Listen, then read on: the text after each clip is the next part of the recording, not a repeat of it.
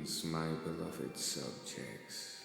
The time has once again come for another of these broadcasts you all love so dearly. This episode in particular shall be remembered as one of the greatest. We have spoken of the Fantastic Four and their evil long enough. Today, my subjects, we will be discussing the most superior, most powerful, and most humble man to ever live. Me.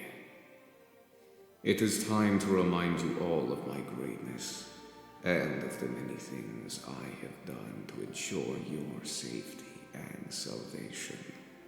Before my rivalry with Richards, before I became the ever-benevolent Lord of Latveria, before it all, I was just a child, persecuted from birth, hated and unwanted in my own country. I did what was necessary to save this nation and its people. I arose from nothing and became the most powerful man to ever live. From your childhood you have all been told the tales of my acts. And while these truths remain fact, Doom believes the story of my rise to power is one of the most glorious. Why should it not be immortalized in the greatest broadcast there ever was? So, my subjects, rejoice in the time I have given you to grovel beneath me this day. You have earned it. Enjoy the broadcast.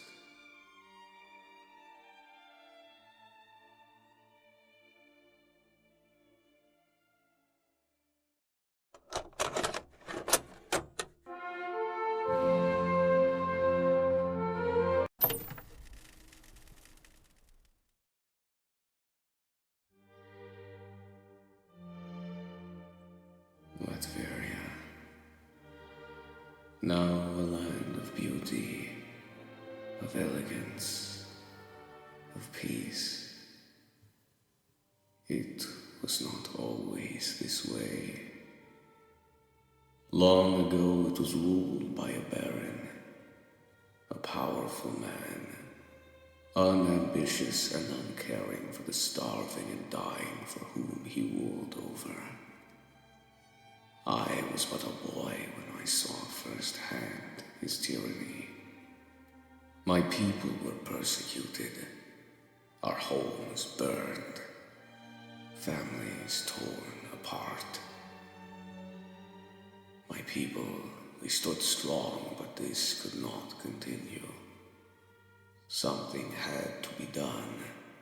After suffering long enough, my mother decided that she would be the one to take on this responsibility. She wanted to raise a family in a country that did not wish for their death. And so she did something some would consider to be unnatural. Unbeknownst to anyone, she made a pact with dark forces to gain the power necessary to destroy those that had wronged us. I only heard whispers of what she had done that night. Only later in life did I truly know the extent of what had happened. She indeed gained the power to get revenge, but it was at a cost. Whatever force she had dealt with required a sacrifice. She was successful in killing most of the Baron's men in her blind rage, but the entity controlling my mother was not satiated with just their souls. When my mother's fury faded and she saw what she had done, she fled to the forest. My father found her in the morning, dying by the blade of the few surviving men. She whispered her last to my father, words I would never come to know. As I matured, my hatred for the Baron and his people began to become a distant memory, overtaken by the love for my dear Valeria.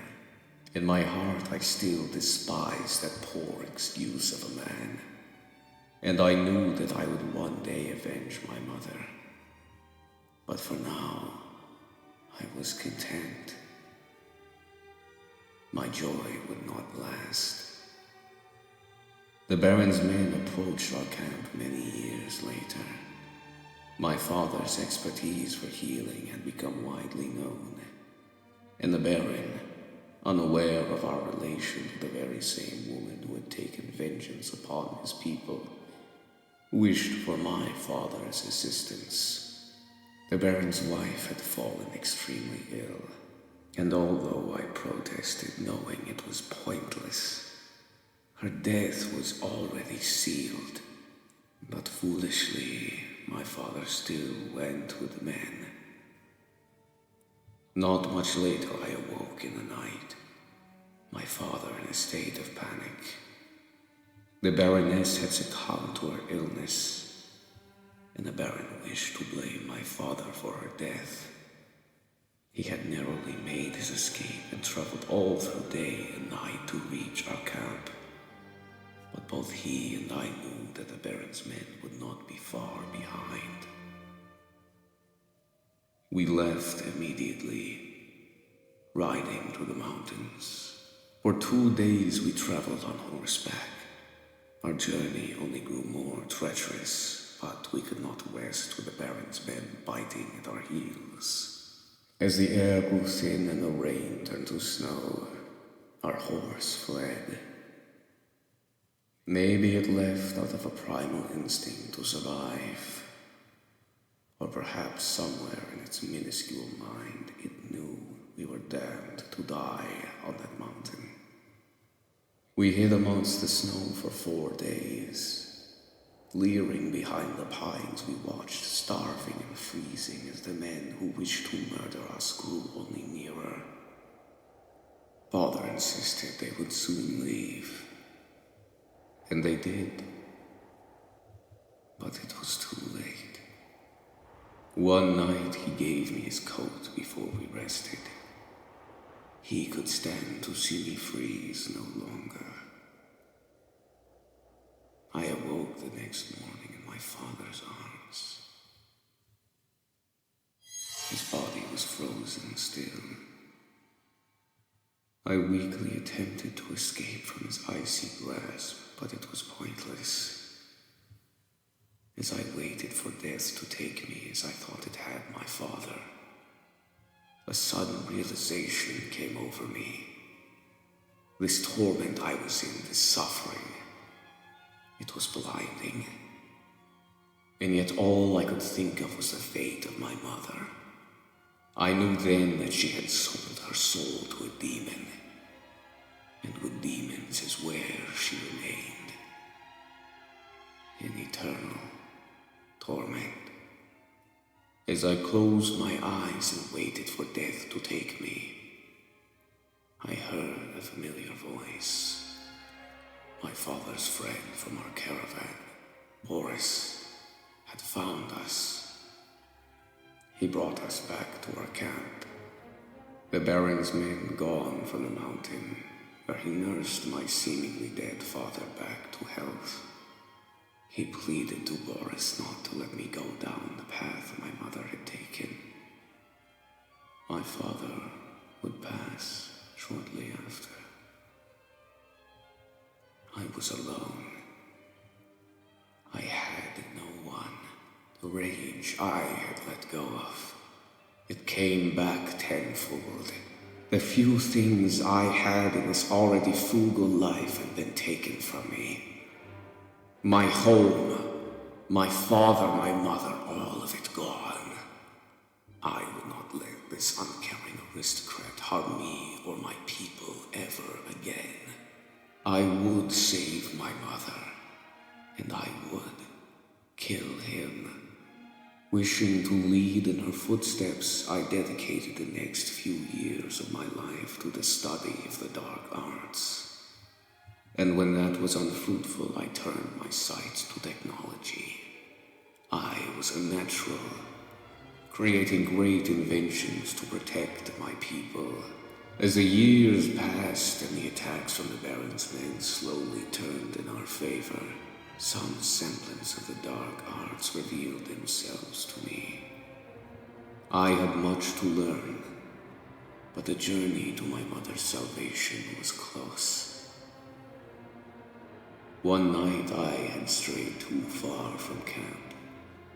Another setback in my studies clouded my mind. And when I saw a man riding to me on horseback, I suddenly realized I had nothing to defend myself with.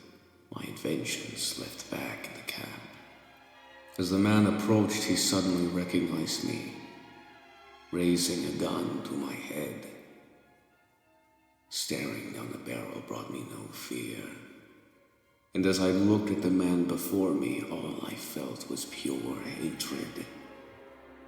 Who was this insignificant nothing that threatened my life? Just another one of the Baron's henchmen. I lunged forward, wrapping my hands around the neck of this fool and squeezed. It took longer than I expected to strangle a man to death. And as I stared into his eyes for any sign of his passing, I saw nothing. When it was all over, after I realized what I had done, I recoiled in disgust and fear. I had just killed a man with my bare hands. But as I thought further, I realized what I did was necessary. He would have killed me. It had to be done. Why would my shaking hands not understand that? That morning, a man from the United States of America approached my camp. Stories of my inventions had spread far and wide, and the American government had sent this man to request my services. He offered money, the ability to study in the finest universities and laboratories in the world. But I was not thinking of that. All my mind could focus on was what had been done. The man I had killed. I had to leave, to get away from my sins. I believed America would be a fresh start, the beginning of a new, more fruitful life. My subjects, how naive I was.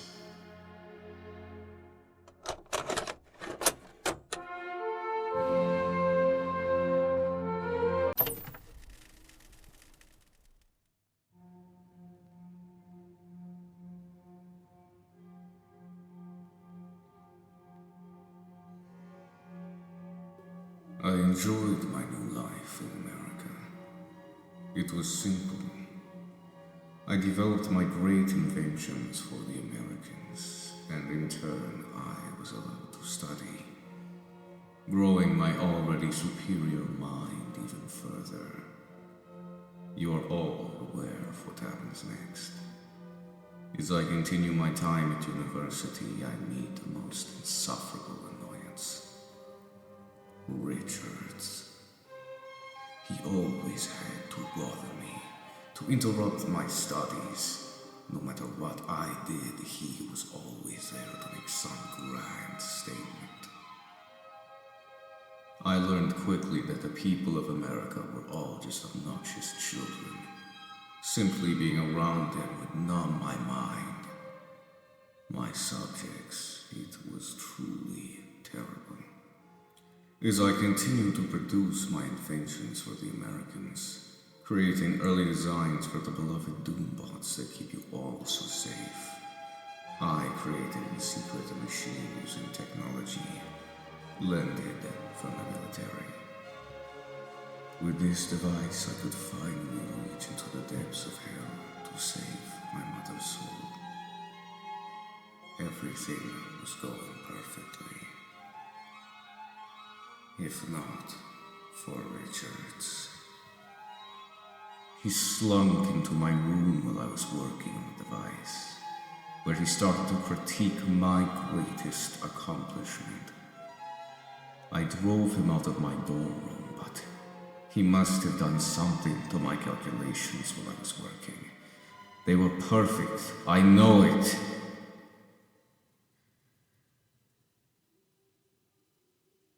The time had come. I was finally ready to save her. My mother would no longer suffer. I gave the command and the machine was activated. In an instant, hours passed, then days, and weeks. My mind moved from here to there, searching the endless depths for my mother.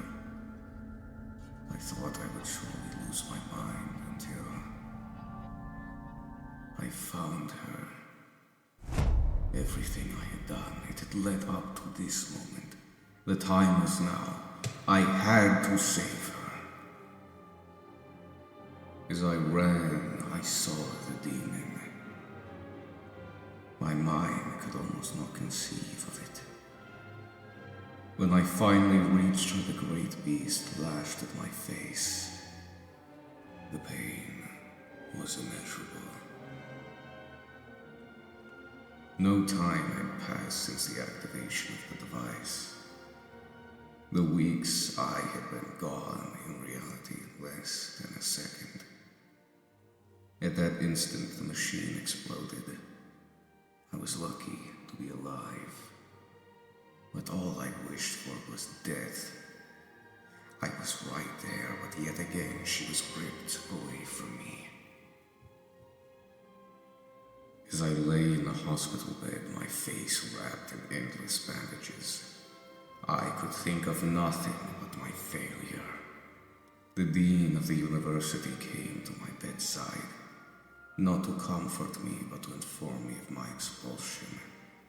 And yet still I felt nothing but continued hatred for myself and my failures. Finally, I grew the courage to view what had become of my beautiful face. It was hideous. I was ruined. As I retched in disgust, I could still feel the touch of the demon burning into my face like searing iron. I could not stay in America. My reliance on its luxuries made me soft and ignorant. It had taken too much. I could not allow the Americans to benefit from my inventions any longer. I swiftly destroyed every single advancement I had made for the Americans, leaving them with nothing but their own primitive technologies. And by the time they had discovered what I had done, I had already made my escape to Europe, where I would stay for some time. Every night since the accident, my dreams were the same.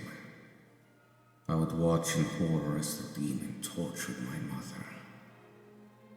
Whenever I awoke from these terrors, my skin would once again burn like fire, the demon clawing at my very soul. I was safe from the Americans' grasp, but my legends were still widely known. Now, even more so. I was approached one night by Soviet soldiers. They had heard of the Great Von Doom and demanded my services. When I informed them that Doom would not be bought, they threatened my life.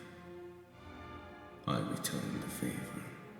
Doom would not be their puppet. As I rested my eyes that night, I saw the same terrors I had before. It would never change. I could never escape this creature that haunted me. Sometime later, after leaving a small cottage I had rented and shooing away the beggar, Otto, had slept at my doorstep, someone whom I had not seen for many years revealed themselves to me. My beloved Valeria. She had found me. At the moment I saw her, I knew the love I had for her so long ago had never faded. As we sat to talk in a small cafe, she began to inform me of what had happened in my absence. The Baron had torn the caravan apart. His men raided and terrorized my people, all in search of me. Eventually these attacks ceased and some small semblance of peace returned to our caravan. But my people, even after I had left them defenseless, they still grew worried for me. Especially my dear Valeria. And so, after consulting with a fortune teller, Valeria was told I would be here, in the very same city in which we stood. The next few weeks were a much-needed reprieve from the suffering my life had become. My love for Valeria only grew. It was beautiful. But the peace would come to its end. One morning, Valeria and I awoke. As we left the cottage, we were once again pestered by Otto the beggar, now insisting on gifting Valeria a flower. She insisted I was too harsh on a poor man, but before we could even argue, a car nearly slammed into my side, very narrowly missing Valeria. As I rose to my feet, I saw the very same men that had weeks earlier accosted me. They held Valeria with a gun to her head. Before I could even agree to their terms, the very same flower that Otto had gifted Valeria sprung to life with arcane energy, pushing away the men and shielding her from harm. At this moment, the street exploded with a mix of magical energy and gunfire. And as the smoke cleared, I saw the Russians lying dead. But there was something else. Otto, he laid in front of me as well, bleeding from the Russians' gunfire. As I moved to his side, I realized that it was he that had protected Valeria and me. But how? And why? As he lay dying, he told me who he truly was. He came from a temple in the Tibetan mountains, driven by an ancient prophecy that a faceless man would become the master of all. He promised that if I found this temple, I would be trained in the dark arts. There I would truly become the master of magic. I knew what I had to do, what I had to become. This was the only way I could truly save my people and my mother. Valeria protested. She insisted I come with her to Latveria. But this was more important than her now. With the power that was promised, I could finally bring salvation to Latveria. This opportunity would not be wasted. This pitiful creature I had become would not be how Victor von Doom was remembered. It was finally my time to strike back.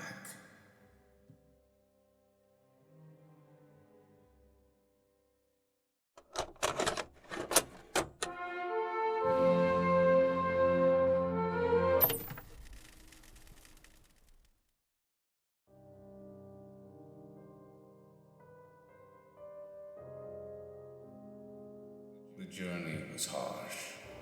The freezing cold reminded me of the time I fled the Baron's men with my father. But this time it was not fear that kept me going, but unbridled hatred for the Baron. For months I traveled. Otto had only told me of the temple's general location in the Tibetan mountains. It could be anywhere amongst the harsh frozen landscape that surrounded me. I spent months translating ancient texts to find slivers of information that would eventually lead me to my destination. And as I set off one final time, I knew I would find the temple. For days I wondered. When sleep would take me yet again, I would see the demon in my mother. awakening to feel the beast's touch digging into my skin. Food ran out, but still I pushed forward. In the wind I swore I heard the voice of the demon beckoning me to my death. I would not let him win.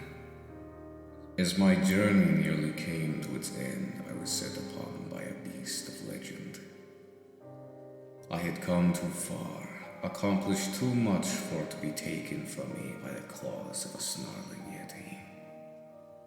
The creature nearly bested me, but its savagery was no use for my technology. The beast had landed a blow, but it was not enough to end doom. Its flesh kept me alive as I continued on. But as I traveled, I could feel the wound opening, feel the blood pouring down my side. My body had finally had enough. I collapsed in the snow, resigned to my fate. But my eyes, they opened, and I saw that I had made it. I had accomplished what no mortal man had done before.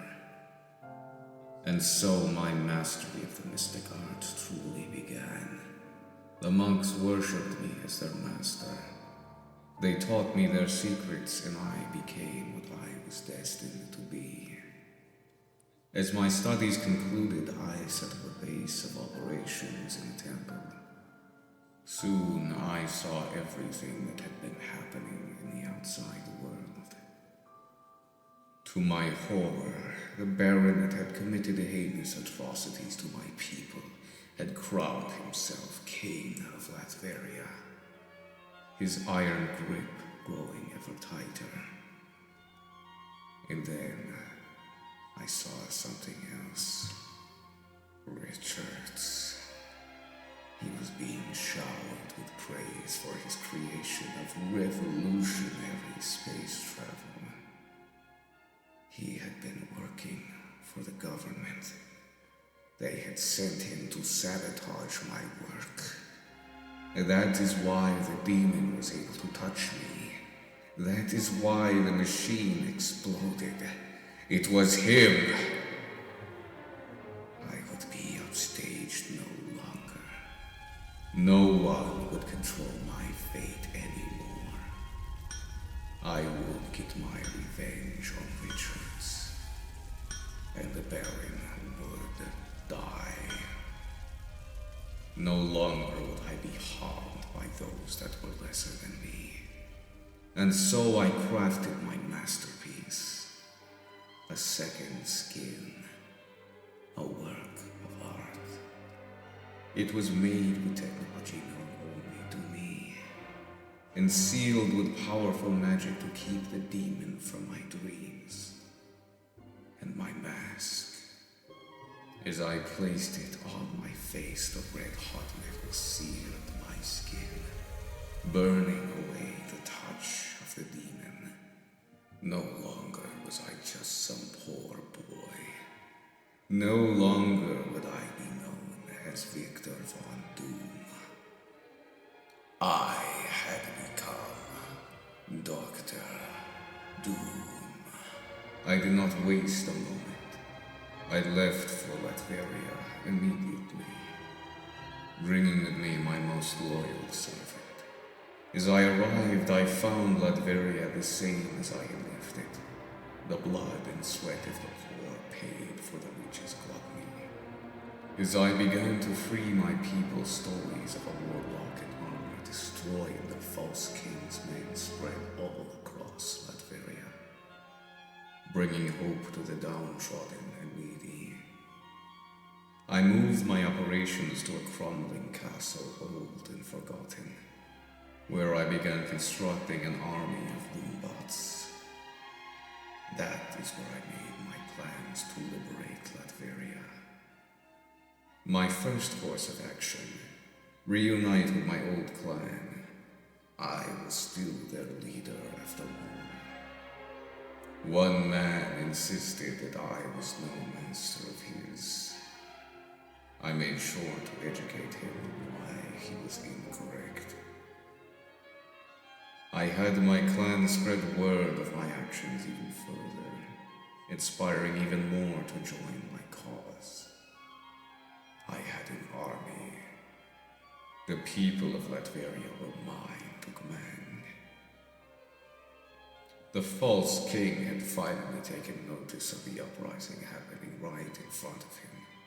His pitiful attempts to stop it were easily thwarted by my men and the Doombots. I sent a message to the Baron, a transmission offering him some mercy. I revealed who I was, what he had done to me and my family. And then I made him an offer. If he was to surrender now, I would put aside all he had done and let him live out the rest of his miserable life. To my pleasure, he did not accept. In 3 days, Latveria would be free. Leading my armies, we marched to the capital city, destroying any resistance in our way. A few of the Baron's men survived, but they wished to join my cause, and so my plans brought into action. One of the men who had renounced the Baron was sent to warn him of an impending attack. The next day, my forces arrived at the capital city, laying in wait for my command. As morning broke, our opposing sides stood across what would surely become a devastating battlefield. I heard as the cowardly king gave the orders from his castle to attack, but both sides stood still. As I made my approach, there was no sound. They simply stepped to the side as I marched to the castle. No Latverian blood would be spilled that day. None, except the Baron's. The coward had fled to the cathedral, hoping his gods would save him. They would not. He died like a dog. Latveria was free, and I had saved it. As the fog of war dissipated, Latveria was shown true peace. The Baron's castle was destroyed. The town of my mother's undoing was renamed Doomstadt after her. And the crumbling castle where I began my rebellion was rebuilt into the glorious Castle Doom. People danced in the streets, free for the first time in their lives. From that day on, an era of endless peace began in Latveria, one you are all still a part of today. No longer would Latveria be a place of death, but a home to its people. You will all remain protected under my watchful eye, and anyone wishing to disrupt this peace I have given you will meet their doom.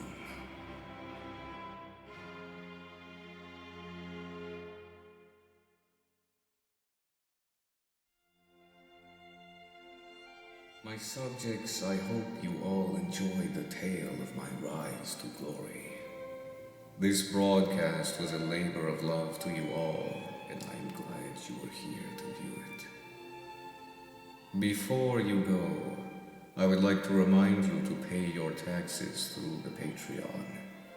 It is a wonderful way to support Doom since this infernal site refuses to monetize me. Farewell, my subjects, and until next time, Doom will be waiting.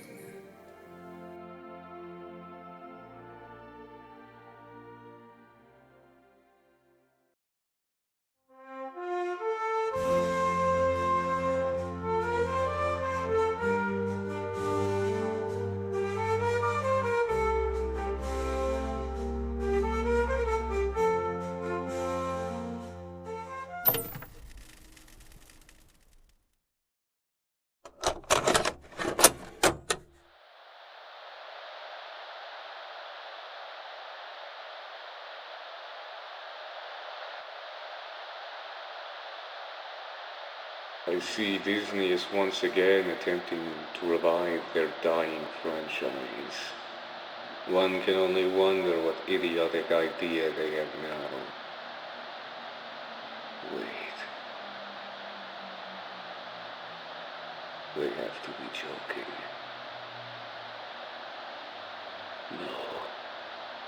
No. No, this is a joke. This is not real. It can't be. Robert Downey Jr. Robert Downey